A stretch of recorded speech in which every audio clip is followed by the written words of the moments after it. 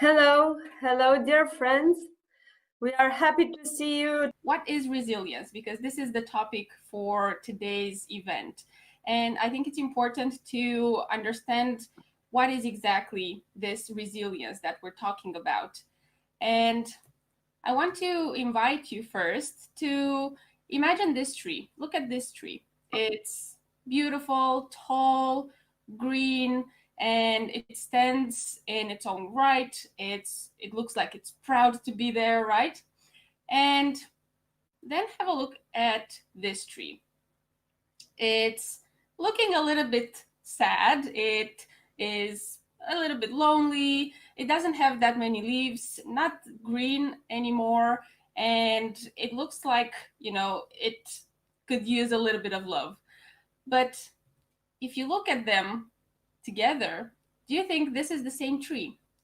Because this is how resilience looks like in nature.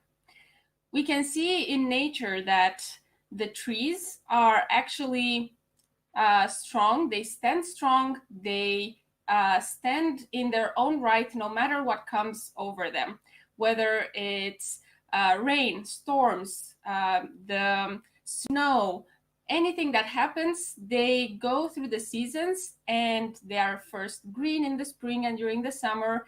Then they start to lose their leaves and then they start to be completely empty during the winter, but then they're resilient and they come back even stronger the next spring. What can we learn from this? Because most of the times nature can be our best teacher. In positive psychology, resilience is known as the ability to cope with whatever life throws at you. It doesn't mean that we are trying to avoid the stress and the adversities that life has in store for us. It means that we are bouncing back. And many times, resilience is known as bouncing back. It means that people may be knocked down by life, and especially in this industry where in the case that we're talking today for seafarers who are at sea for a very long time, they are facing these situations, but they can come back even stronger. They learn how to cope. They build this resilience to cope with the situation that they're in. This graphic shows that there are many components when it comes to resilience, and very many times we see that some people can be more resilient than others. Some people can feel defeated easier and they want to give up, while some others are more optimistic. But this is only because resilience is a practice, and we can learn resilience. We can learn to build this strength and this inner ability. Without adversity, we wouldn't have resilience, right? So this is why adversity is part of the resilience component. Because if life was just blank, like nothing would happen and we wouldn't have any stresses, anything negative happening, we wouldn't need to build these coping mechanisms. But with life experience and adversities that come our way, we start to build this strength. Positive adaptation is also something that is a really big component of resilience. And this is exactly what we're talking about when it comes to being resilient and bouncing back and learning to build that inner strength, that inner ability to face the situations that we're in and reframe it and start to take the best out of it. It's important to practice resilience. Very many times we think that, well, I'm not resilient and that's it. We think that is just something that we have or we don't have. But just like many of our abilities, this is a muscle that we can practice and we can strengthen. So the more we practice resilience, the better we get. It's not about being perfect. It's not about being completely strong, unbended tree all the time. It's about making progress. It's about learning that no matter how many times the wind blows and we bend, we're not going to be broken. So we're learning to make progress and to become more resilient one step at a time. It's important in times of adversities to know our strengths, especially when life gets tough, because we sometimes lose our confidence. We forget that we have so many abilities inside of us. We have so many resources inside of us, and we completely feel defeated. So just stay curious in tough times. Always try to look at the situation in a new perspective with curious eyes, asking questions and trying to see the positive side, trying to see the silver lining. Because even a negative situation can turn into a lesson and can turn into something that we can learn from. So I have a few exercises that might come very useful for different types of situations, different types of adversities that can happen throughout life, and especially for seafarers by being for a long time at sea. This first exercise is called the 4S exercise, where we're looking at some coping mechanisms, and its purpose is to develop the awareness that we have when it comes to how we adapt to negative situations and how we cope with them. So this exercise is best done if we think about a situation that we have overcome in the past, and we start looking at the things that we have done in order for us to move forward. Or we can also use it while we are going through a situation and we take notes in order to develop and practice this resilience with enhanced awareness. So let's say, for instance, that we talk about the situation of, let's say, the low quality of food on board. And we're looking at 4 different categories for coping mechanisms. We're talking about supports, strategies, sayings, and solutions. So let's say, for instance, that one support that we feel that might help us when we are facing this situation, that it makes us feel frustrated. And we feel like we don't even want to go to the lunch, or we don't even want to take a break for eating dinner because the food is really, really bad. So how can we find some support? What works for us? Maybe having a conversation with a friend on board. What are some strategies that we can put into place in order to release some of that tension and some of that frustrations and anxieties that start to build up? Because most of the times in adversity and negative situations, there are small things that are piling up, and it's not just one thing that causes that negative situation. So maybe sometimes our frustration comes because we're very tired. So maybe we need to get more sleep. Maybe if we only take 10 minutes for some physical exercise, this will increase the dopamine in our bodies and we will feel a little bit better. Or maybe taking some time for a morning meditation. What are some things that we can say to ourselves?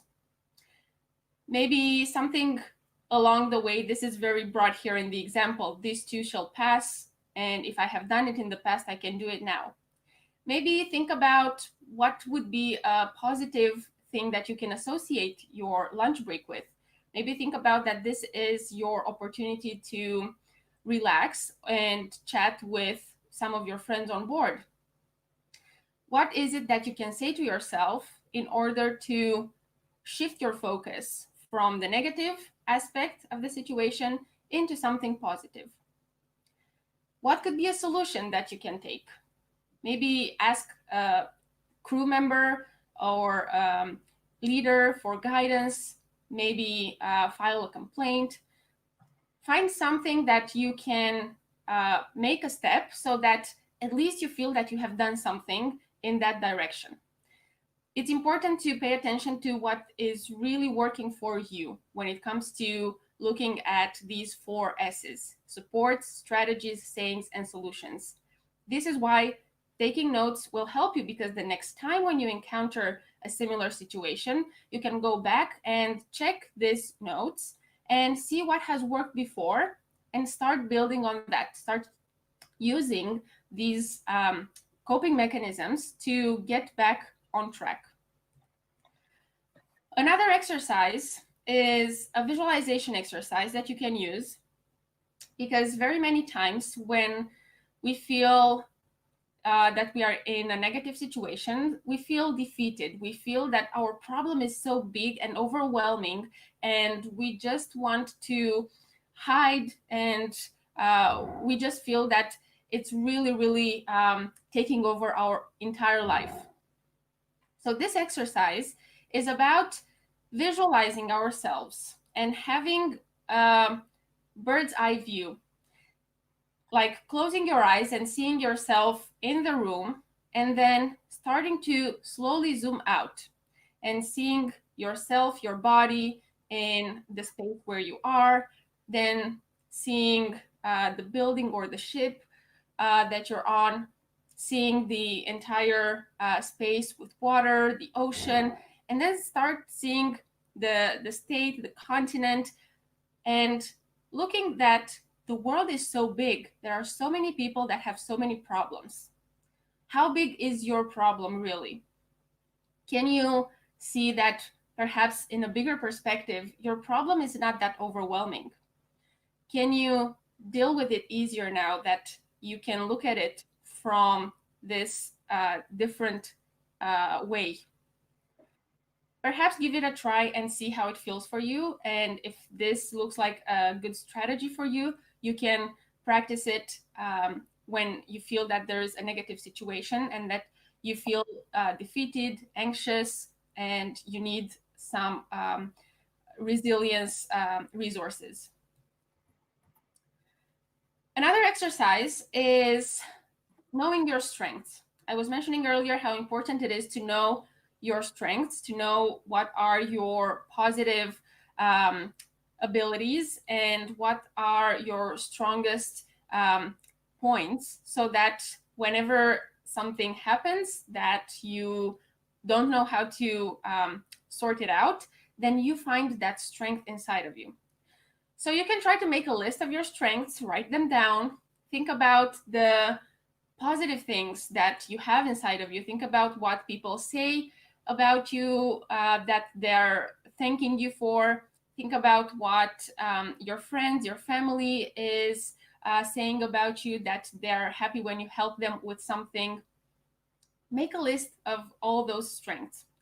If you find it difficult, perhaps you can try this exercise with a colleague, another crew member, and make an exchange of lists. You can write a list of their strengths, and they can write a list of your strengths, and then exchange it. And then make sure that you have that list close by, so that whenever you feel, again, overwhelmed and you need a little bit of boost in your resilience, then you can go back to this list and check it out and see, well, you know what? I actually have some really good abilities that I can use to get myself back. And these are really important when it comes to bouncing back, coming back even stronger. Now circling back to our tree, because I wanted to make sure that you stay with this metaphor and with this comparison, because in nature we have so many lessons. This tree exercise is about visualizing this tree and imagining the obstacles that it goes through. Like I was saying, the weather, the seasons, the wind, the storms, the snow, the everything that happens to this tree is something that we can look at, like the life experiences that happen in our lives. And start writing down about the obstacles that you have overcome in the past. Maybe focus on one that you are very proud of yourself, that you have really gotten out of it and you have learned something. What was that lesson? What abilities did you develop when you were bouncing back from that situation? And what did it show to you about yourself? Maybe during the process of overcoming something negative, you learned that you have even more strengths than you thought. So make time for this exercise so that you understand that resilience is already a resource inside of you, and you can still build it, you can still develop it even more. Remember, it's about practicing and it's about taking small steps of progress, because we don't want to expect perfection. It's really about being a little bit more resilient every time when we go through something negative. And just keep this in mind, that whenever something bad comes your way, life is actually happening for you. There's always a lesson.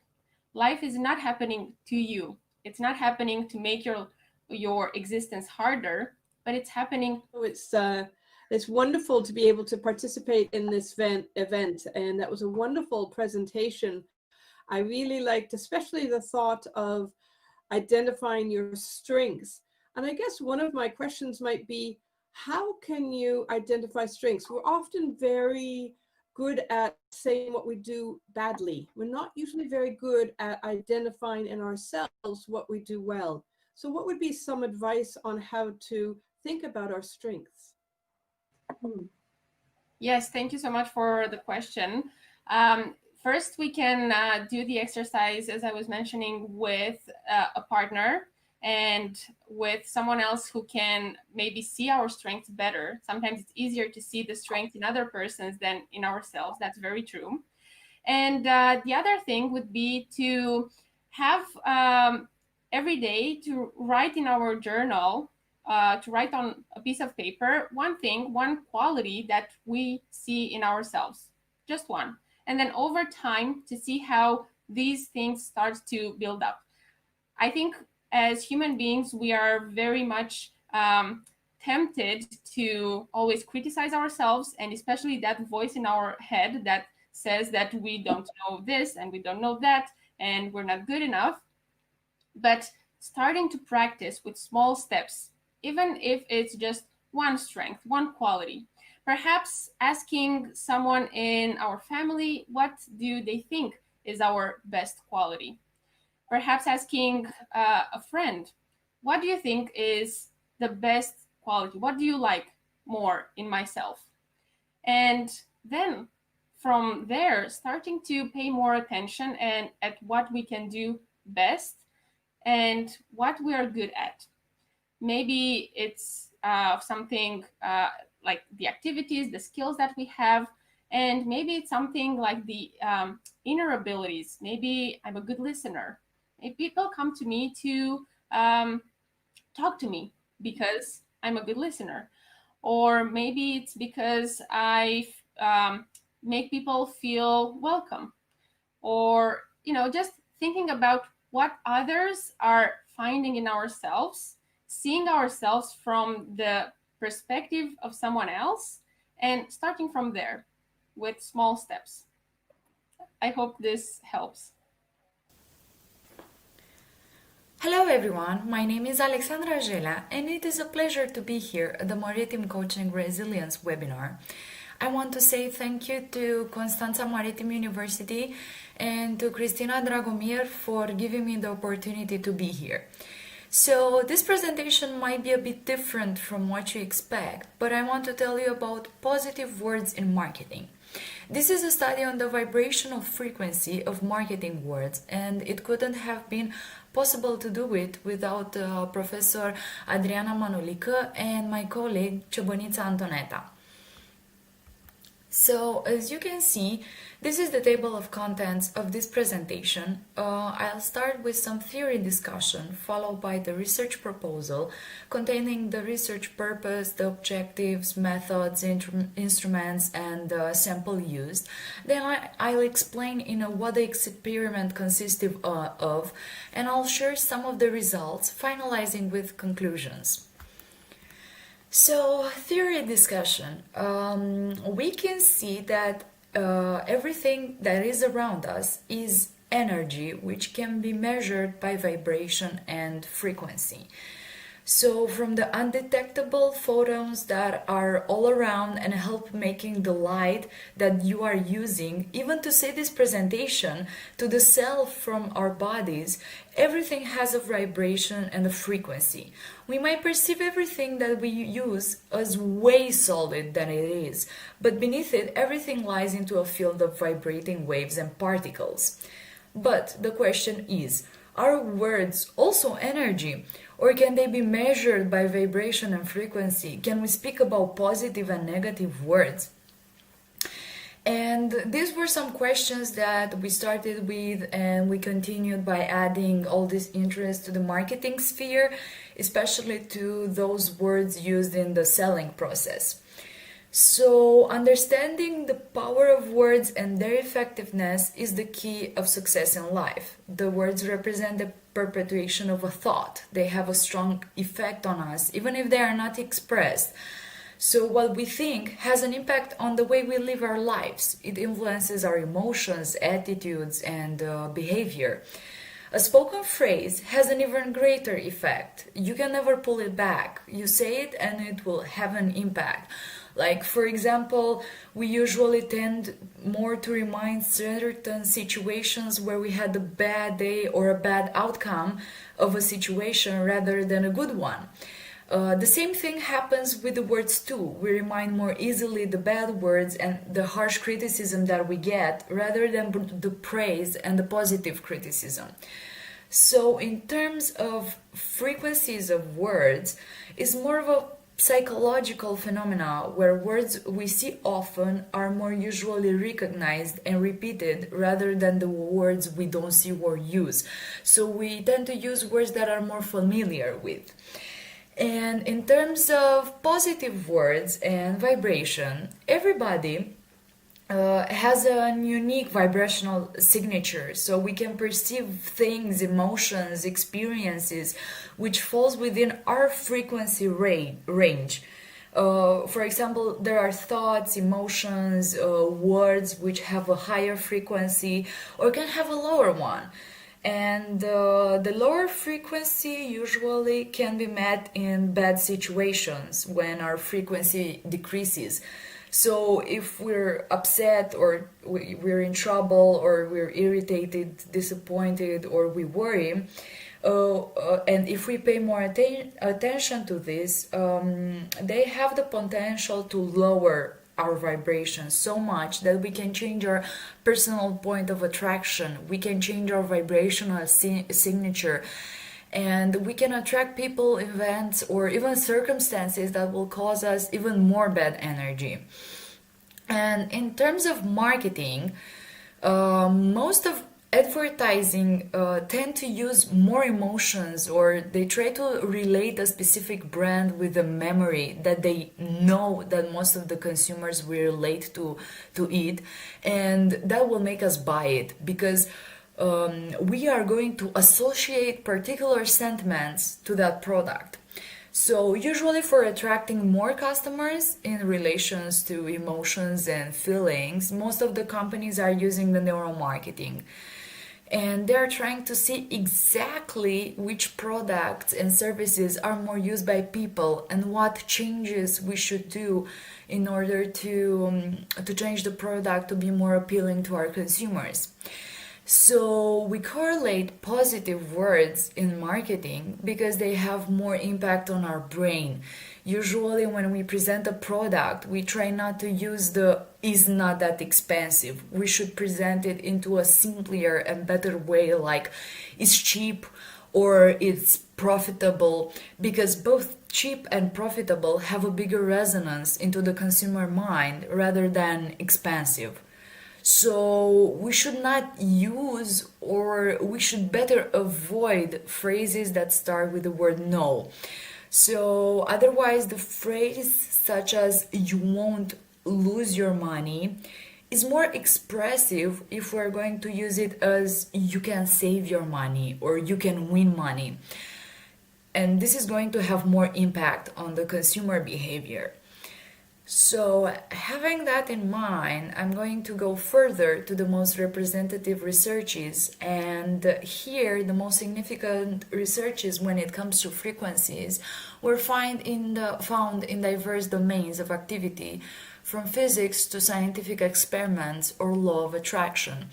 These were all combined in order to find the existent or non-existent relation between the mentioned concepts and marketing. So, for example, Pythagoras, he supported that mathematics form the basics of all things in their existence, and the numbers are the essence of creation. So that's why we transformed the saying of words into frequency, into hertz, because we can measure it with numbers. So we can make sense of it through numbers. And then on the other side, we have Dr. Masaru Emoto, and he has made a difference between the positive words and negative ones, affected by the frequencies of those near water when a word was spoken, written, or thought and directed to it. So I think his study is well known, where the atoms of water made a nice shape when he said words like love or happiness, and a very messy shape when the words like hate were addressed, for example. So, having that in mind, we go to the research proposal, and the purpose of the study is to reflect more on positive words in marketing context, spoken or written, and how do they affect the consumer. And our objectives are to measure the intensity of the spoken words and vibration, to determine the vibration of words spoken into Zen state of mind context, to determine the vibration of words spoken into a marketing state of mind context, and to identify the emotions and sensation of these words in terms of positivity. So we go further to the research proposal. The method we used was a composite method. The first method we used was qualitative, so we had to select it from the literature review, a number of 30 words, and then we asked the specialists to rank them in order to select the most representative positive words used for selling and marketing. So the respondents, they had to rank these 30 words from with a number from 1 to 5. And the 5 from the top were these ones: health, results, fun, money, and solution. And the second method is a quantitative method and is represented by an experiment. So this research presents the causal relationship between the vibrations presented as the Zen state and the marketing state. And I'm going to tell you a bit more about the experiment in just a few minutes. So about the instrument and sample, the sample for the research part was 20 individuals. We had 13 women and 7 men, and we had 13 Romanians and 7 Americans. And we have been used an application which records and presents the frequency of words spelled, and it is called Audio Spectrum Analyzer DB-RTA. And here about the before and the after experiment. So we had 2 scenarios. We had the Zen state and the marketing state. And the respondents, they had to say those 5 words that I presented to you before after they were introduced into these states. So, for example, to induce the Zen state of mind, the subjects in this experiment had to answer 3 questions which asked them about their favorite place, their favorite song, and to write the lyrics of that song.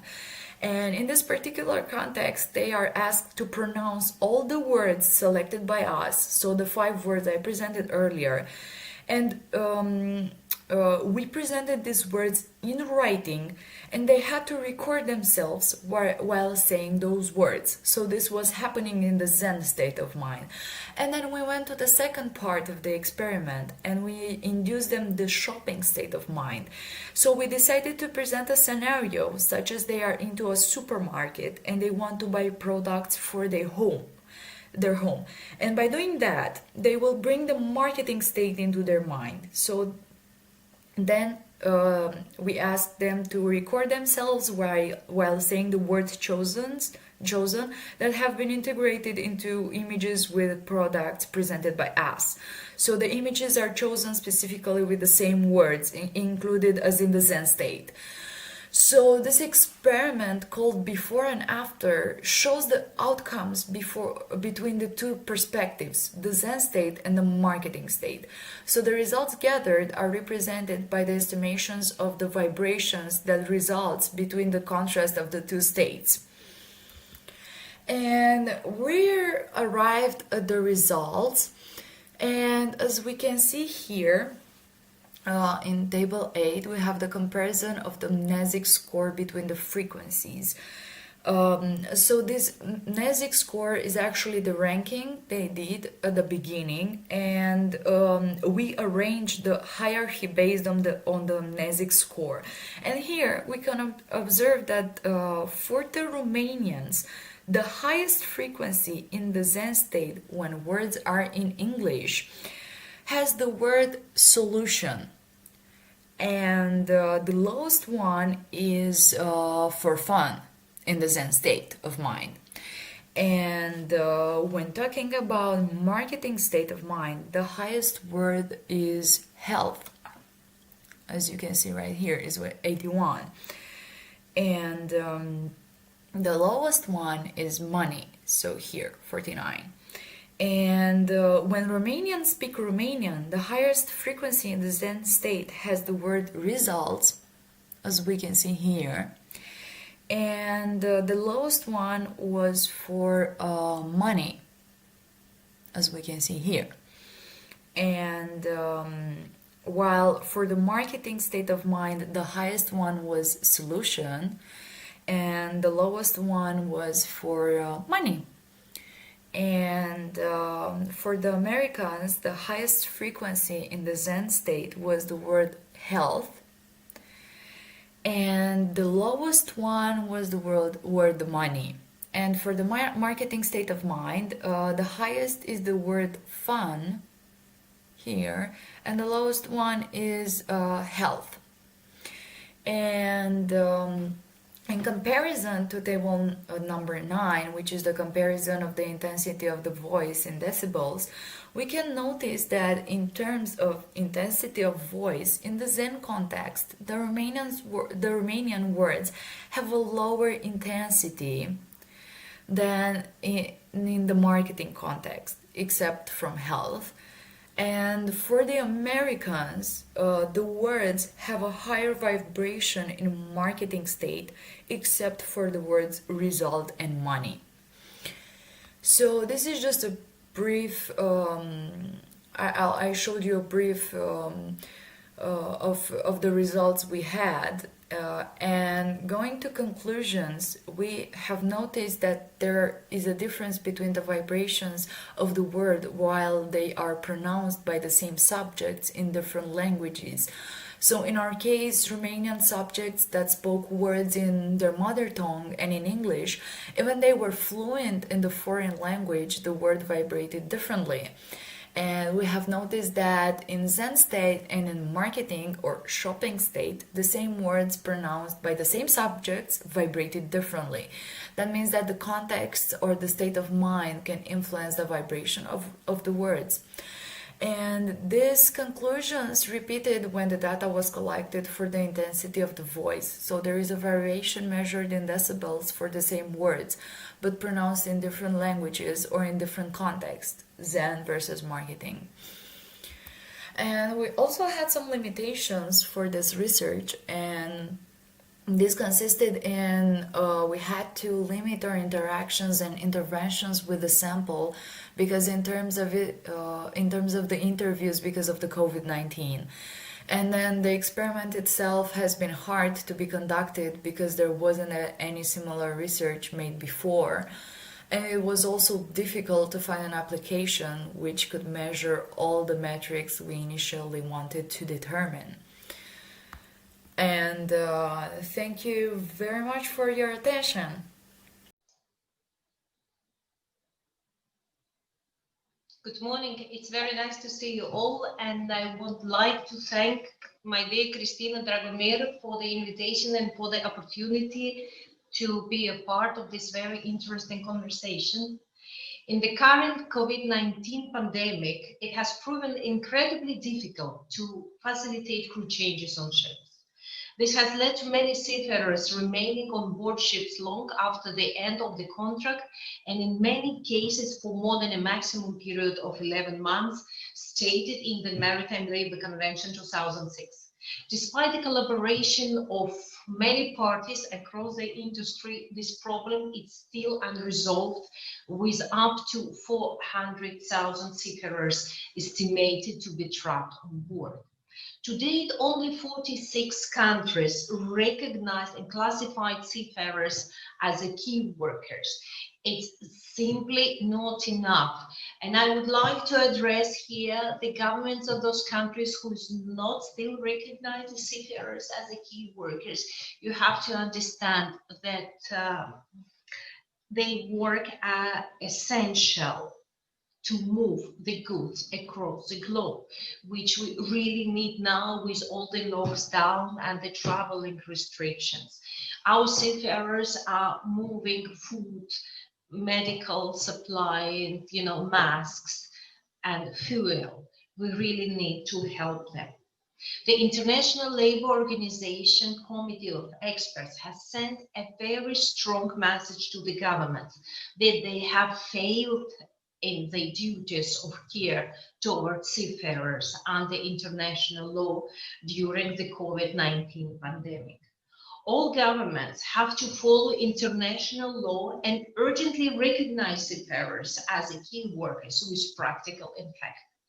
This means allowing seafarers to get off in the ports for the medical attention.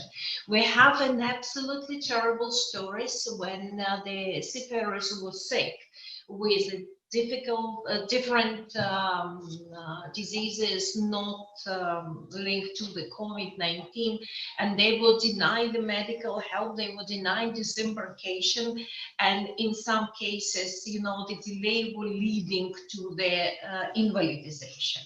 And the seafarers will be not able to continue working on board on ships, and this should never be, and it should never happen again. We all have to be human, we have to be reasonable, but we have to think about the consequences of the decision taken from the person in the port authorities who let or let not the person to be accepted to the local clinic. It means that enabling seafarers to go to the airports to fly home when the contracts are finished. It means the letting replacement crew through a country borders to join those waiting ships without having to battle a mountain of bureaucracy. There are so many stories how the seafarers are traveling to reach their ship. For example, from Kaliningrad, they flying to Moscow. From Moscow, they're taking taxi, imagine taxi from Moscow to Belarus, to Minsk. From Minsk, they sometimes crossing the borders on foot, or they taking another flight. Of course, with the current situation and the pandemic, there is a risk to get infected during the flight. So I really would like to remind again and again, please, when you wear a mask, be sure that the mask is covering your mouth and covering your nose and cheek. When I see the mask like that and the mask like that, I almost want to kill. It's almost a year since the beginning of pandemic, but unfortunately 80% of the population still cannot wear the mask properly. And there is a big problem. So the transportation, as I mentioned, linked to many areas, and airlines may have their own individual requirements for testing prior to boarding on aircraft. So the recruiting companies, or those who is buying the tickets for seafarers, be sure that it's much longer waiting time in the airports if the person needs to take this test. So please don't let 1 or 2 hours in between the flights, because then it can be difficult, and when the person loses plane, nobody really knows when it will be the next one. As I mentioned before, hundreds of thousands of seafarers has already exceeded or in the process of exceeding the length of their tour of duty on board. And this has a very negative impact on seafarers' psychological and physical well-being. In addition, the extended period on board may have affected the ability to source and renew prescription for long-term medication. So for those who is just going to the vessel, I would like to ask you, if you're taking any medications on the daily basis, like, you know, the blood pressure medications, be sure that you take some extra boxes with you. I always ask him to take for 2 months. Additionally, now most probably 6 to 8 months. It's not taking a lot of place in your luggage, but remember that if you discontinue taking the medications, it will be really dangerous and put at risk your health and your life. If you're running out of the medications while already being on ship, please don't hesitate. You have to call your master or the chief officer, and they will be able to order this medication from ashore. Be sure that you be able most probably to contact your general practitioner, and this doctor will be able to issue a prescription when it will be stated the exact name and the exact dosage of the medication, because the medicine can vary in the different countries. Also, when you're traveling and you carrying the medications with you, it's also very important to have a prescription, because with these restrictions we're facing with COVID-19 pandemic, some countries which were historically very strict with, you know, carrying medications with you, it's more strict now, like, you know, different Arab countries. So not to be in the situation that the medication will be revoked and you will stay without the, you know, required medicine. Please ask your doctor to issue a very simple prescription and carry it with you. The same I would like to mention concerning glasses. Take an extra pair with you, because if it will be broken, it's hard to order them now. If you're wearing lenses, take some extra lenses and some extra liquid to wash these lenses. It's quite important. One of the most important person on board after the master, most probably it's a cook. And here, especially when the seafarers are trapped on ship for more than 11 months, the cultural difference can be really crucial. Imagine, like, the cook is from Philippines and the crew is from Russia. So the Russians, after a few days, they will really complain that they cannot eat so much rice. Or vice versa, if the cook is Ukrainian and the crew is from India, the Indians will require rice. So we were discussing this again and again, and maybe now it's really the time to make these ideas a reality, kind of hotline or consultation line or the cooking book for the ships. We have the International Medical Guide for ships, so why not to produce International Cooking Guide for the ships, which it will be presenting different you know, recipes from the different countries, which will satisfy the different cultures on board. because it's not only eating habits, it can lead to the mental disbalance if continues for quite a long time. I would like to remind you about the necessity to check the vaccination booklet, because unfortunately with COVID-19 we somehow forget that the other infection diseases exist in this world. So please remember about meningitis, especially in Africa with the meningitis belt, the vaccination about the yellow fever, the vaccination for diphtheria and tetanus. Always to remember that the deck is a place with a high injury risk.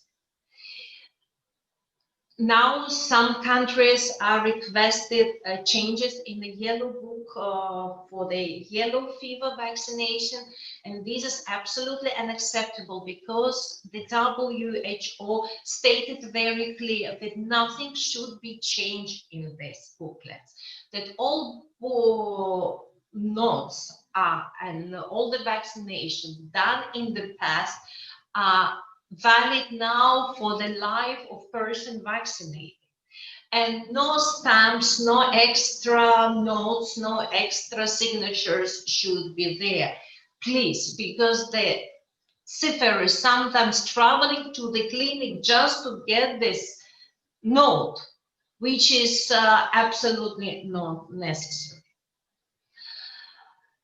We have to think about the possibility maybe we will have the person sick with COVID-19 on board. Okay, we're trying to make it almost non-possible with the quarantine, with the testing, but it's still possible. I had 2 weeks ago the master of the yacht working for one tourist company en route from Sicily to Turkey. He got a really, acute COVID, and even being a young and healthy gentleman, he ended up in the hospital in Turkey. Greece denied to accept him as a patient to the hospital. He was denied disembarkation, and they were really counting, those few tablets of dexamethasone, aspirin, and a few tablets of antibiotic you find in his medical chest. So should it be a special kit for cases like that, including maybe the rapid test for the rapid diagnosis and some testing for C-reactive protein or procalcitonin, which exists in rapid forms, which will easy very much work of radio medical advice. We have to train our radio medical advice to be able to consult this patient. So there is so many questions, and I would like also to mention that the seafarers have to think about their health themselves as well. They have to train. The minimum physical activities on board is really very important. Who have to take care about this? A master, the chief officer, or a bosun? Maybe it will be also kind of coaching from outside. I know that IPAF and ISWAN have absolutely perfect programs. So please do this.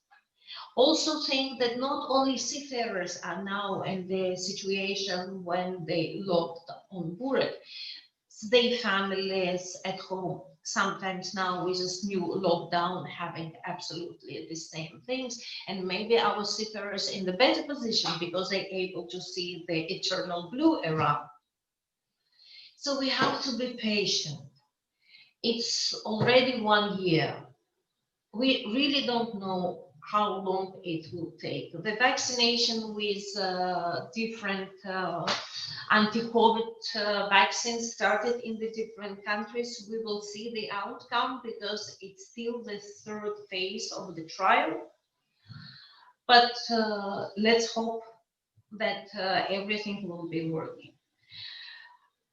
We are approaching the very nice season. It's a season of festivity. It's Christmas, New Year. This year it will be really very strange. We never faced something like that before. But I would like to wish you all first a very good health. Please stay healthy. Merry Christmas and a Happy New Year. Thank you.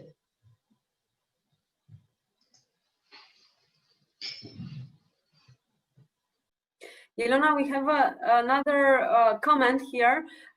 Wearing too much the mask will make lung failure. What's your opinion on that? Well, the mask should be changed. So you cannot wear the same mask, 10 or 12 hours because our mouths and our airways is full of different bacteria. In general, and the total of our body is living around 2 kilograms of different bacteria and viruses. So when we constantly wear the mask, we just, somehow moving these bacteria back and forth. So quite often now, especially among the doctors, we see some disturbance in the throat, and this is due to this. Really, you have to change the mask every 3-4 hours. This is, it's difficult. I know that it's better to be protected. Okay. Thank you very much. Dear guests, friends, co-workers, and colleagues, they have been named as key workers. Seafarers are key workers, and that is for a good reason. Well, now I know some of us are trapped on board many months, and it is a little bit tough what is going on, but we need to move over. It is our time to be the ones who deliver the supply, the food, and the well-being all around the world. So, try to tame yourself, try to be strong, and I have prepared some of the tricks that I'm using when I'm at sea for many months in order to keep myself in balance. We might be in this place here for a long time, but we have to appreciate it as it keeps ourselves still seafarers. As nowadays we have all the means to communicate with our families and to receive news from outside. Think about the back days when the seafarers were trapped on board years and years. Now life is a little bit simple, so let's appreciate it. First thing that I do when I am so many months at sea is to enhance my knowledge in seamanship. Here on board I have plenty books which I don't have home, so I can open them and step up a little bit. If you want to fight the fire, use the fire, so keep your mind busy. And by the end of the contract, you will be the best version of yourself. Now it's the time to move on. Now it's the time to be one step ahead of the seafarers which are home. Second thing that I do, although it might not be 100% recommended, is to build up a routine. I'm trying to put on autopilot the things that help me on a daily basis at my job, and they are strongly repeating themselves in order to be ready for any kind of risky situation. I know that life at sea may be unpredictable, that's why we need to be 24/7 on call, so try to spare some energy from the things that are repeating day by day and to prepare yourself for the things that are yet to come. Developing new habits is also a very good idea.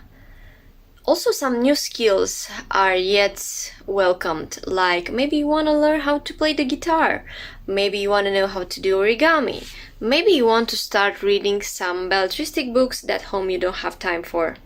So, my coworkers on board, many skills can be developed. Try to learn a different language, a different culture, try to become the best version that you can be, also outside of the job. In order to keep my spirit and my mind clean, I try to pray and practice meditation.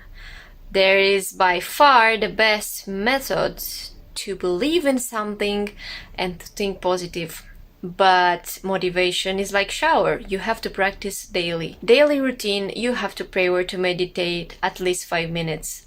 Take that time to make a little bit of mindfulness, to be present and to understand what is going on around you.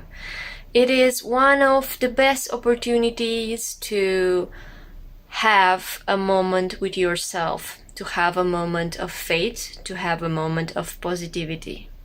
Reading or keeping a diary, even that the book might not be a written one, I'm usually taking with me a full library when I'm going on board. You might listen to some very nice audiobooks, take some notes, and have some good time, quality time that you can organize yourself.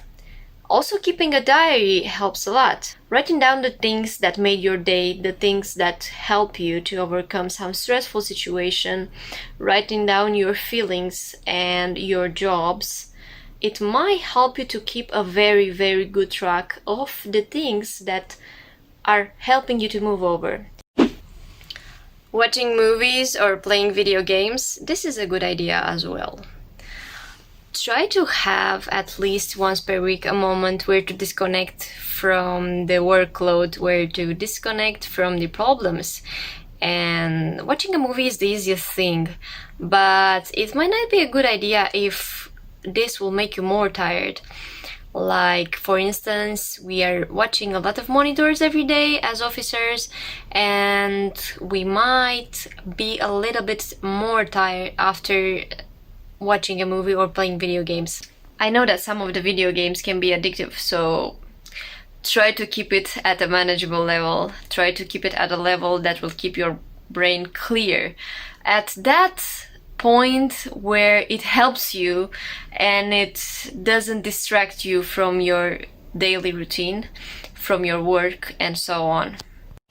My last tip is the one that I'm practicing it on a daily basis. It's stretching or practicing sports. I am going to the gym 6 days a week, and even though I'm running around maybe 10,000 steps per day during my overtime or on my bridge routine or in the duty or whatever the ship demands in the drills and so on, I'm still practicing sports. I'm still stretching my body because it helps a lot to have a clear mind.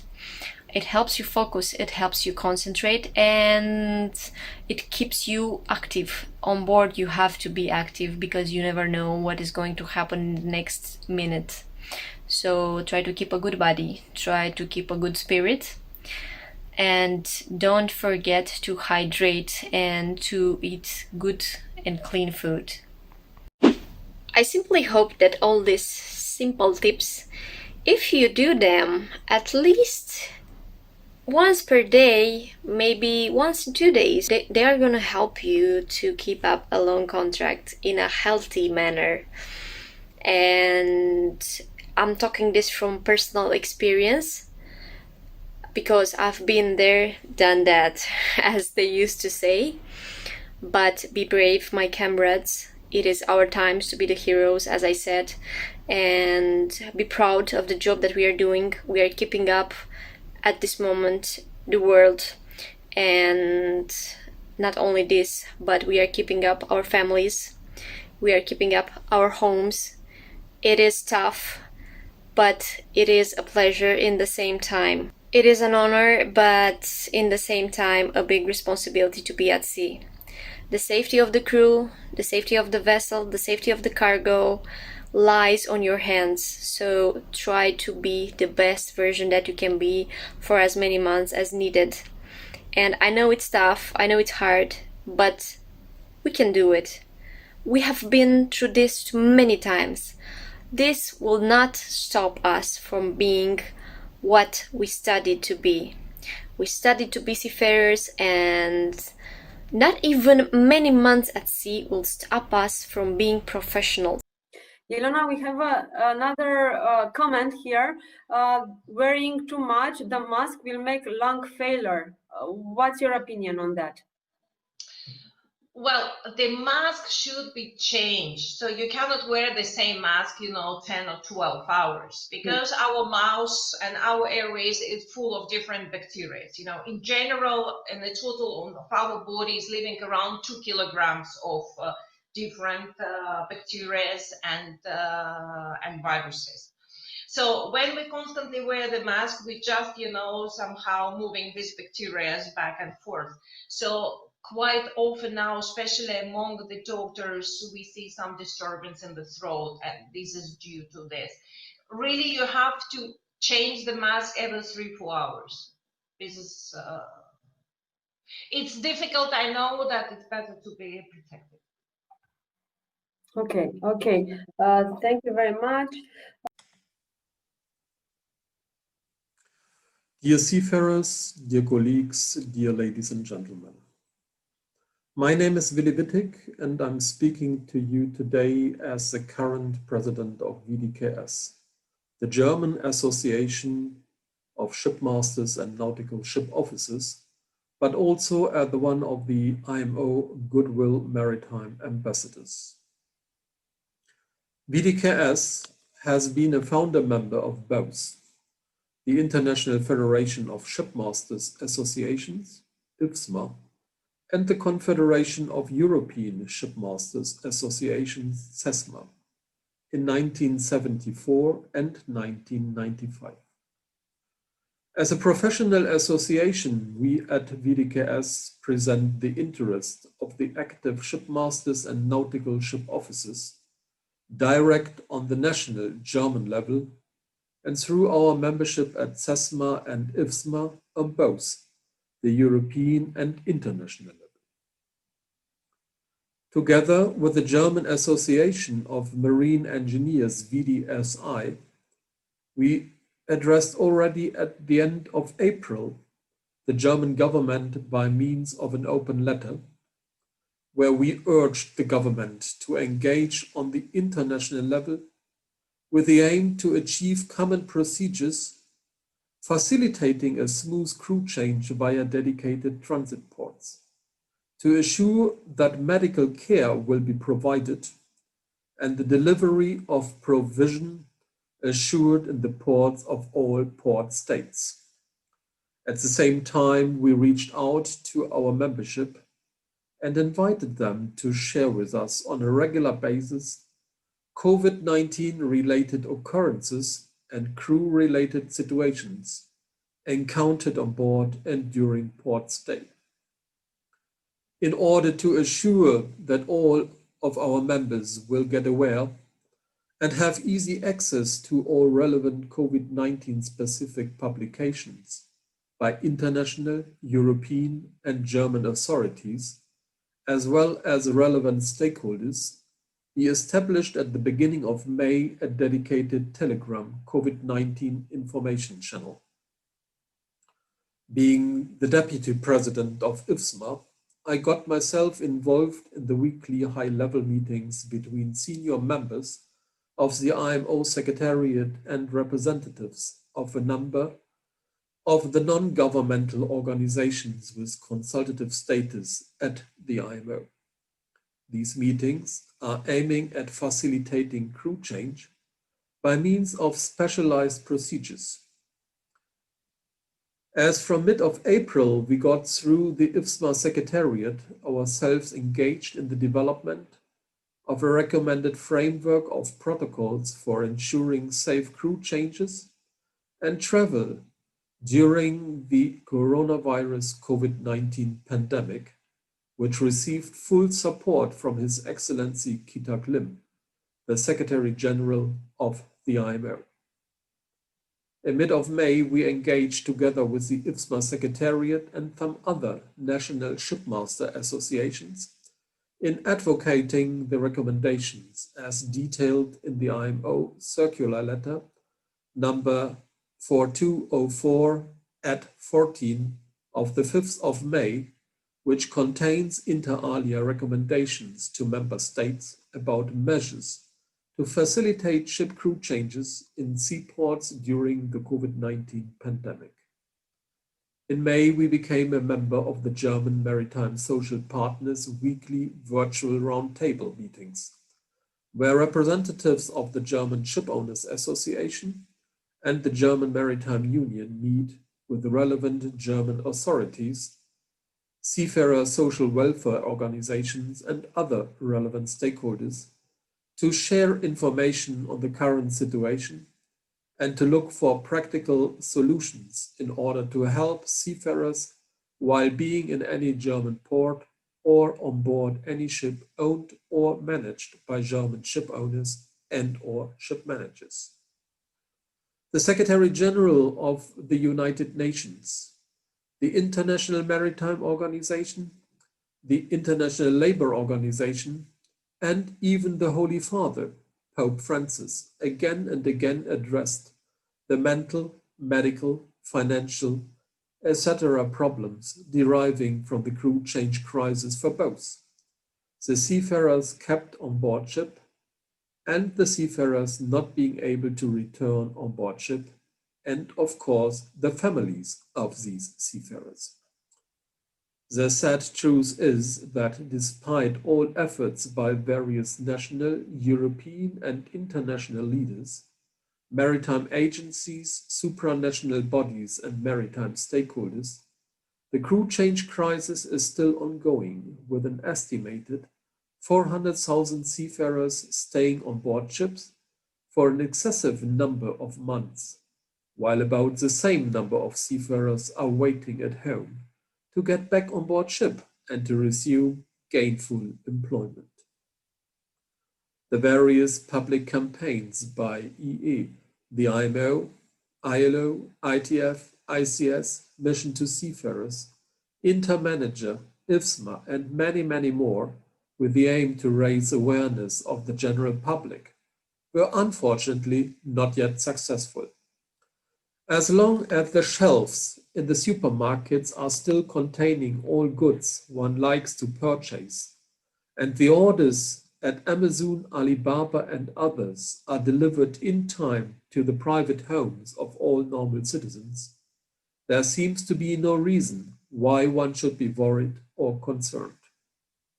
I'm most grateful to the organizers of today's virtual conference on maritime resilience and coaching, as these conferences can effectively contribute to raising decision makers' awareness of the ongoing problem. The problem that seafarers keep, despite all odds, the merchant fleet afloat, but are in urgent need to get relieved and repatriated to their homes now. My thoughts are in these days when we all enter and prepare for the festive season, with the seafarers who have to celebrate this year far from home on board ship, but also with those seafarers who are desperate to start working on board ship again soon. I hope that the collective efforts of all parties in achieving a workable solution, being able to end the crew change crisis, will be successful pretty soon, and wish all seafarers that they will see a normalization of the situation rather sooner than later. Stay safe and take good care of yourself and your loved ones.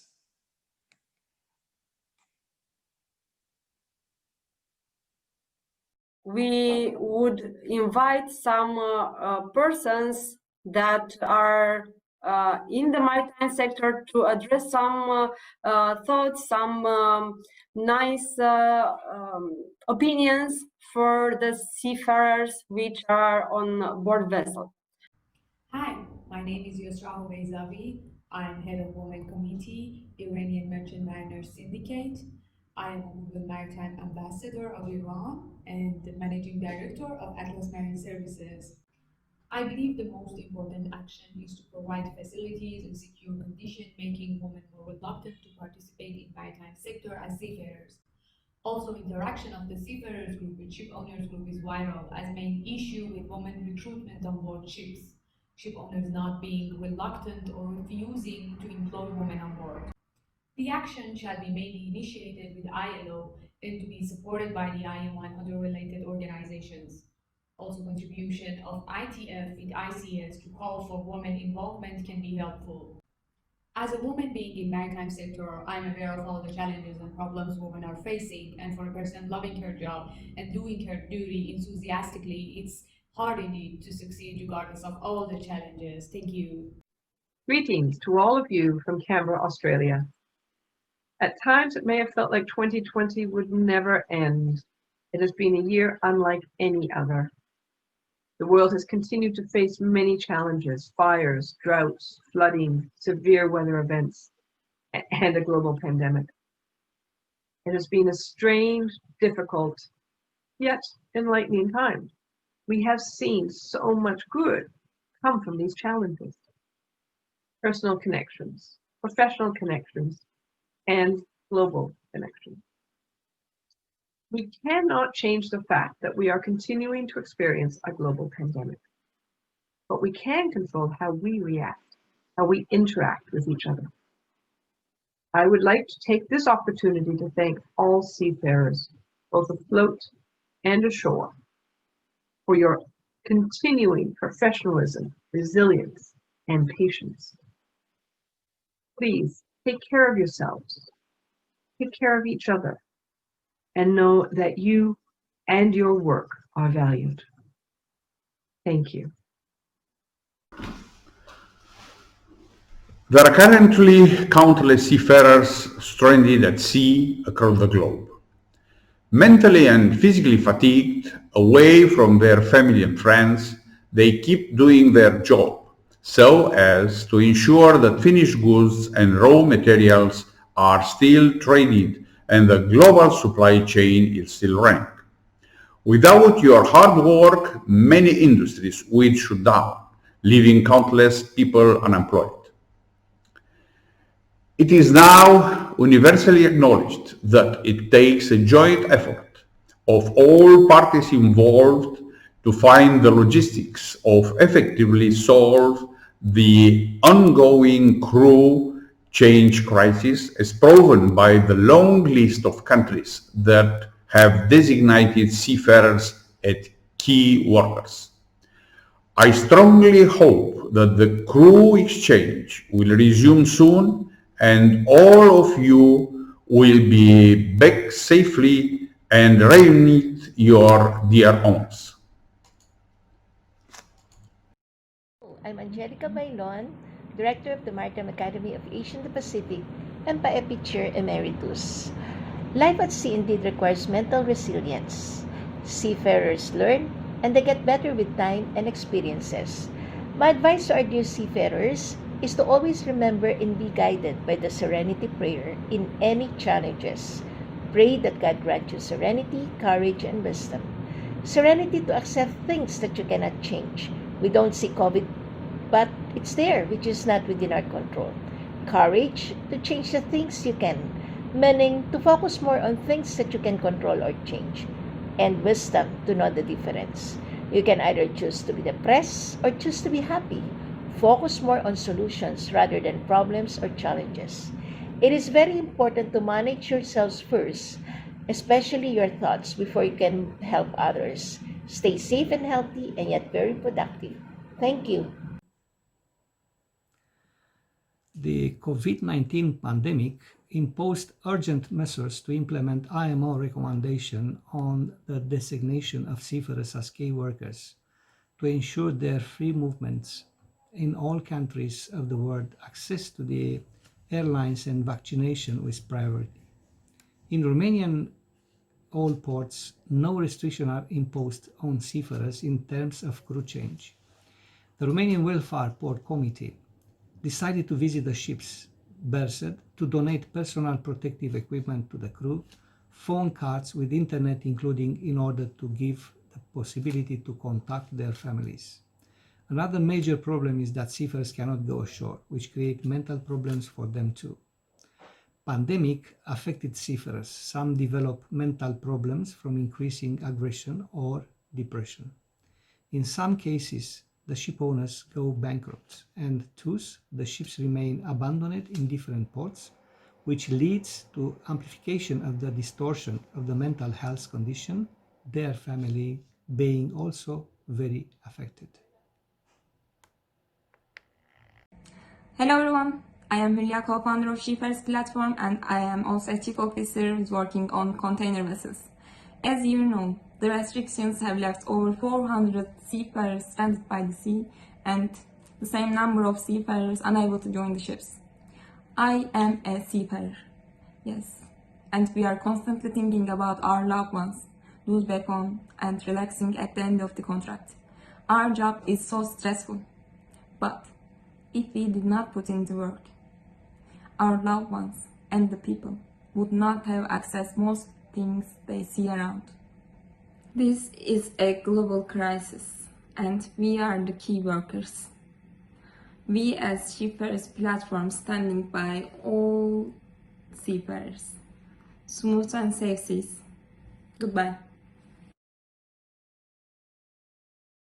Well, we will just end this presentation here, but definitely we have to do it again because we have a lot of messages for all the seafarers across the globe, which are through these difficult moments. We are thinking to them and we are wishing them very all the best to them and to their families. Okay, have a pleasant holidays and stay safe. Bye.